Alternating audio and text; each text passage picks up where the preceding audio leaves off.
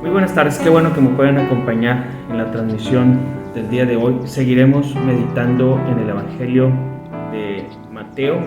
Estamos en el capítulo 9. Recapitulando un poco, hemos visto cómo en el ministerio de Jesús ejercita su autoridad. Principalmente vemos cómo ejercitó su autoridad calmando la tempestad, cómo ejercitó y demostró su autoridad sometiendo y liberando a un endemoniado, cómo el Hijo del Hombre o Jesús tiene autoridad para perdonar pecados y para sanar a las personas, como lo hizo con un paralítico, muy seguramente en la casa de Pedro.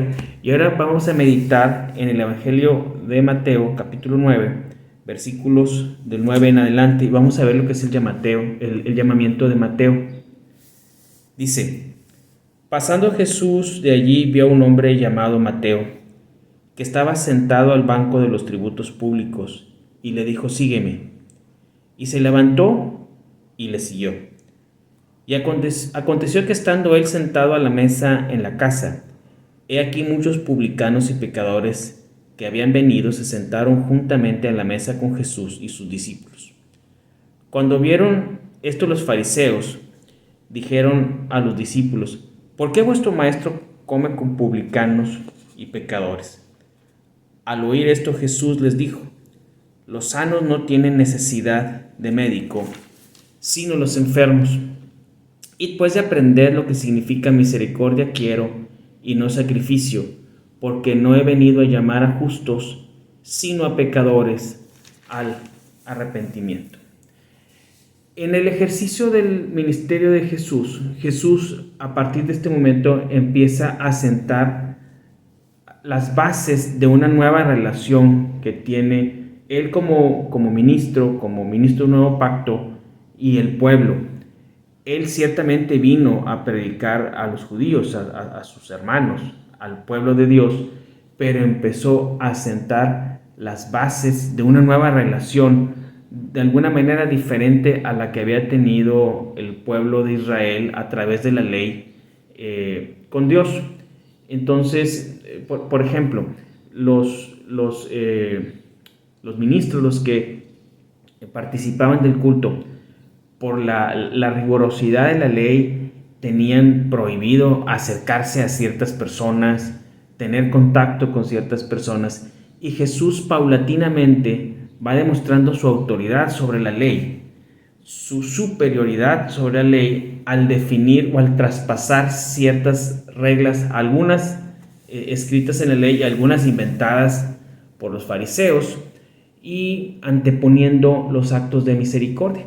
Entonces, en este pasaje a mí me gustaría destacar dos cosas: el poder y la autoridad que hay en la palabra de Jesús en el llamamiento de Mateo. Primero, muchos creemos que para que una persona sea conversa necesitamos hacerle una exposición muy larga del sacrificio de Jesús, y tenemos que hacer esto o aquello, y algunas personas se sienten tan encumbradas y se sienten tan santas o tan perfectas, o no sé, que creen que necesitamos de convencerlas con muchos argumentos y muchas palabras. De hecho, en la Biblia hay ejemplos claros de eso, como aquel que dijo: por poco me persuades a ser cristiano.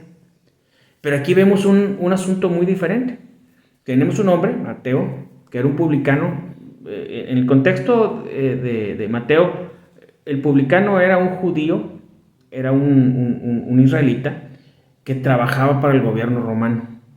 Este israelita se había sometido a la autoridad de Roma y se había convertido en un cobrador de impuestos. ¿Cómo funcionaba esto? El gobierno del Imperio Romano definió una cantidad de dinero que debían de pagar los judíos como impuesto, y le autorizaban al publicano que cobrara un porcentaje adicional que iba a ser su sueldo. Entonces el publicano pues podía hincarle la uña a alguien y sacarle más de lo que era razonablemente justo cobrar. Tal vez un caso muy, muy sonado es el caso de Zaqueo, que nosotros lo vimos cuando él una vez que es converso, porque él estaba en la misma posición, dice: si alguno lo he defraudado, le voy a regresar lo que le cobré de más.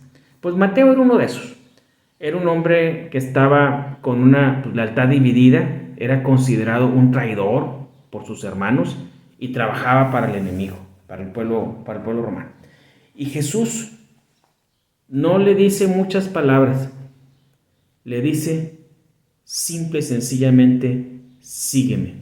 Y es tal el poder que hay en la palabra de Jesús, es tal la autoridad que hay en la palabra de Jesús, que dice la Escritura que él simplemente se puso de pie, dejándolo todo y lo siguió. Lo comparamos, por ejemplo, con el joven rico, que le dijo, vende todo lo que tienes y sígame. Le dieron exactamente la misma oportunidad. El joven rico no optó por esa oportunidad, pero Mateo sí. Mateo se identificó como aquel publicano que se acercó en oración y dijo, ten piedad de mí que soy un hombre pecador. Y siguió al Señor. Entonces lo primero que yo quiero destacar es el poder y la autoridad que hay en Jesús para llamar a las personas y para lograr una conversión real en su corazón. Sin muchos argumentos, simple y sencillamente la autoridad que hay en la palabra del Señor. Sígueme. Y Mateo lo siguió.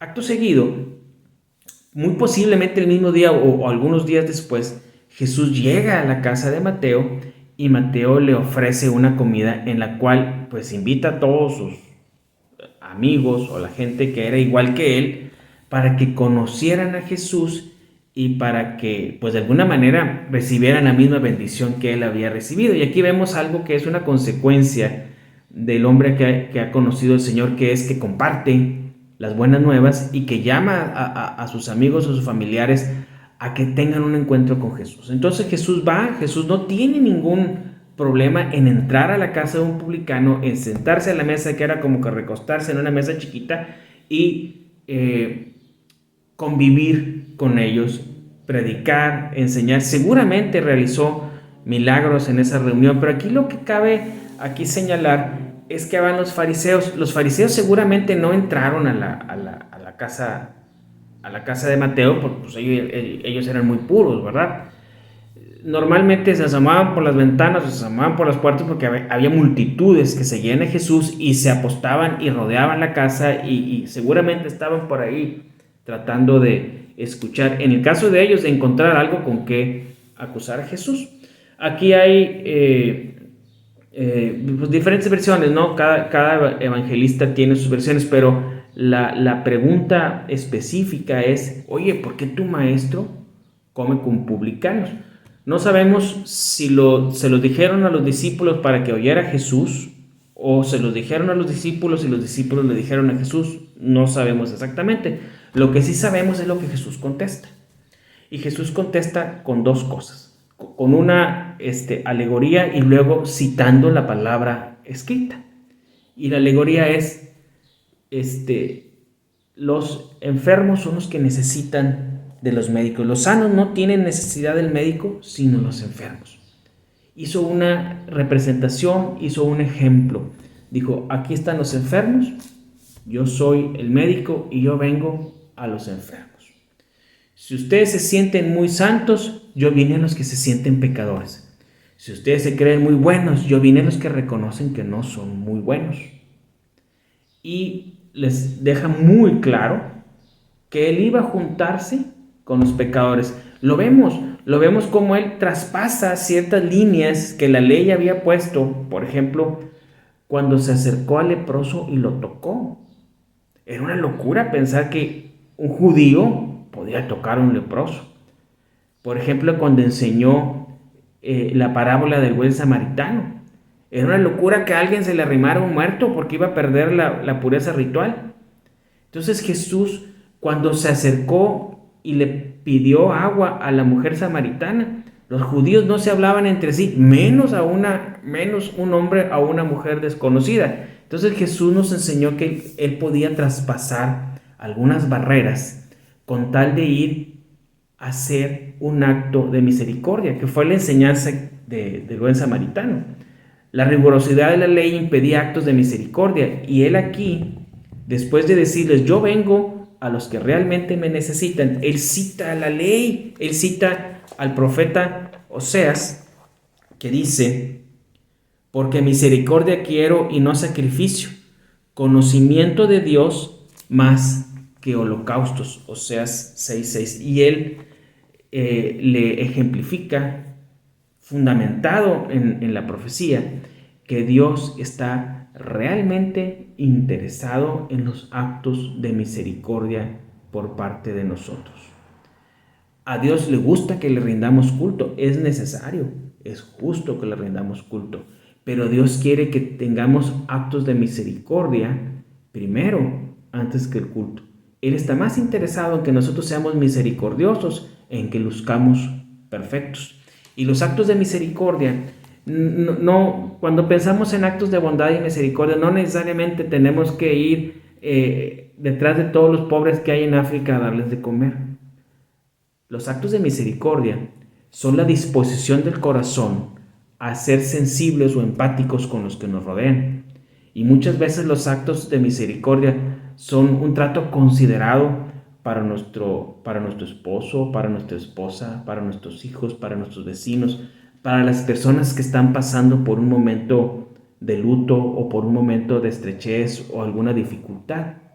El que tengamos un acto de consideración, el que tengamos una palabra de aliento, el que traspasemos una línea y le dirijamos la palabra tal vez a una persona a la que nadie le quiere dirigir la palabra.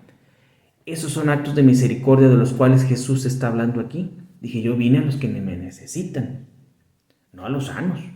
Si usted se siente muy sano, pues no va a ir con el doctor. Y Jesús dijo, si ustedes, los fariseos, se sienten muy puros, no necesitan de mi salud y de mi arrepentimiento. Entonces, la enseñanza de Jesús aquí es: yo busco actos de misericordia antes que el sacrificio. Yo les invito a que recapacitemos en esta palabra y escuchemos la voz del Señor que nos dice: sígueme con autoridad. Es un buen día para decidir seguir al Señor. Y número 2, si tenemos la oportunidad de hacer un acto de consideración y de misericordia con los que nos rodean, es un buen momento y es un buen ejercicio espiritual que seguramente va a traer mucho fruto y va a traer crecimiento y bendición para muchos en Cristo Jesús. Muchas gracias.